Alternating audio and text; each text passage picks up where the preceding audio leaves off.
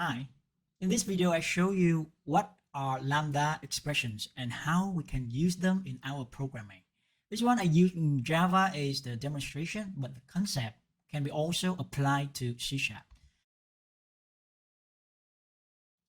Lambda expressions represent an anonymous method, shorthand notation implementing a functional interface and similar to anonymous class. What does it mean?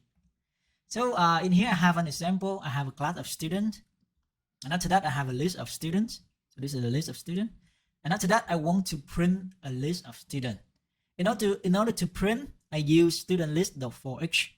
Inside the for each, the parameter need to be an instance of the consumer. This one is an interface.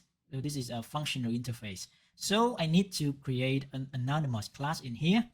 This anonymous class need to implement the method of this consumer interface, which is accept.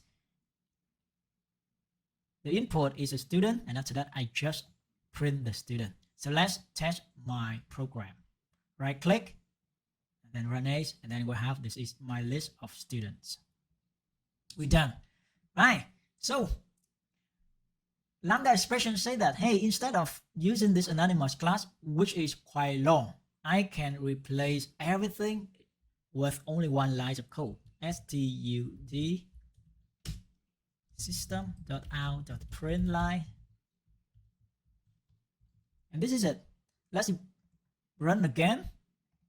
The output is the same. So this is a lambda expression. So let's go back to the previous step, right? And then we show it step by step.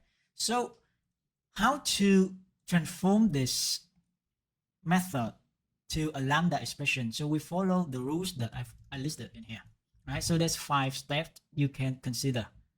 Let's start. The first one say that a lambda expression is a method with no method name and no return type. This is the method. Public void accept, right? And then in lambda expression, it replaces the whole anonymous class. So let's remove the anonymous class, and then after that we replace the method. A method with no method name, no return type. This is method name, this is return type. So 2 of them no. And the lambda expression, there's a left hand side. The left hand side is a list of parameter, and the right with the arrow in here, arrow notation in here, and after that this is the right hand side. The right hand side is the method body. You see that just now, right? I remove the method name and the return type. This one can work already. Let us test it. Okay, can work. You see? Now, no method name, no return type. First step. Second step, we also be able to remove the types of the parameter as well. So you look at this one. This is a parameter, right? The type of parameter is student. Removes as well. We run. Same thing. You see?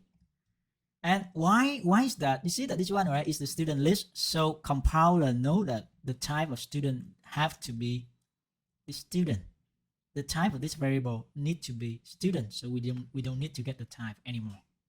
Now, our next step is, if there's only one expression in the method body, we can remove the return keyword and the curly braces.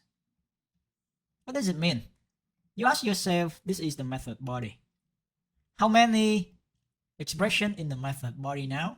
Only one, right? And because this one is only one expression in the method body, I can return the return keyword. So there's no return keyword. So I don't need to remove. And I can also remove the curly braces. So this is the curly braces.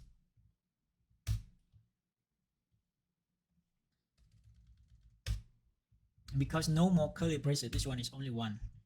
Okay, so we're done. Let's run again. Same story. Yes, the system still works, the program still works. Now, the next step is that if only one parameter, then we can remove the parameter parentheses also. How many parameters are here? Only one. So it means that we can also remove the parameter parentheses also. what are we doing, right? Because lambda expression is a shorthand notation. We try to make it as short as possible. So because of that, we follow the step to try to make it as short as possible. So we're done. We're done number 4. So if we run, still the same.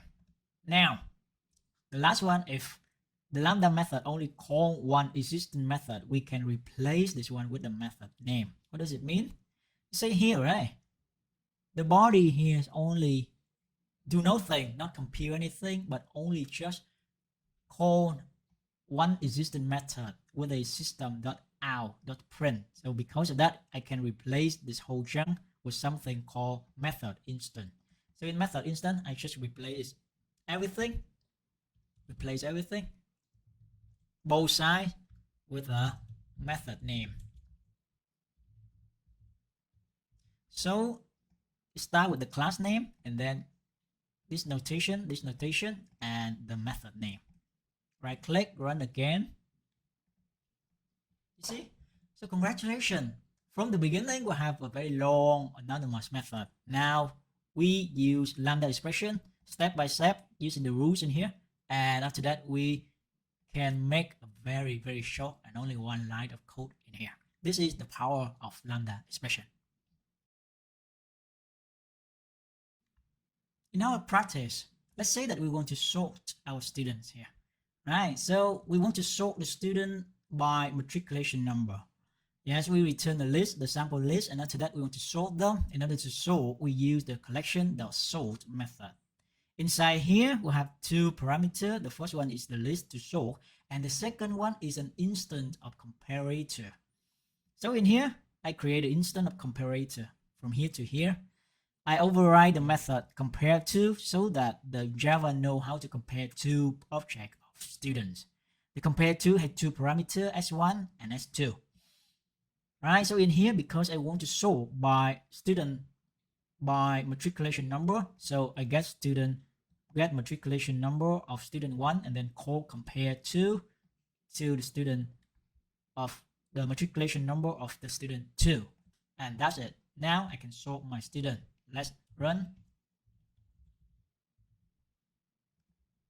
So previously, right, you see that 03 is first and then 1A and then etc. Now if I run, 1A before 2B, before 3C, and etc. The student has been sorted by matriculation number. Now we transform this to lambda expression using our rules before. This is our rule before. Let's copy it. So the first one is lambda expression is a method with no method name, no return type. I can delete this one. I can delete the new, right? So this one is no method name, no return type. And put the arrow notation in here.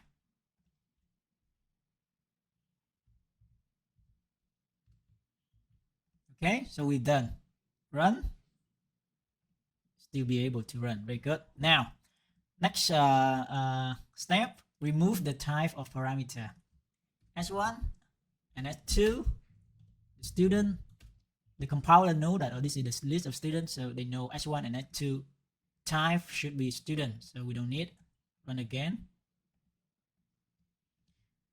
Is there one expression in the method body? Then we can remove the return keyword and the curly braces as well. Move this one and remove the return keyword as well. Because of that, this one we don't need also. So run again. Now, is there only one parameter? This one 1, this one 2, so we cannot remove the parentheses. If we try to remove, what happens? So this is the compile error. We say that S1 cannot be resolved as variable.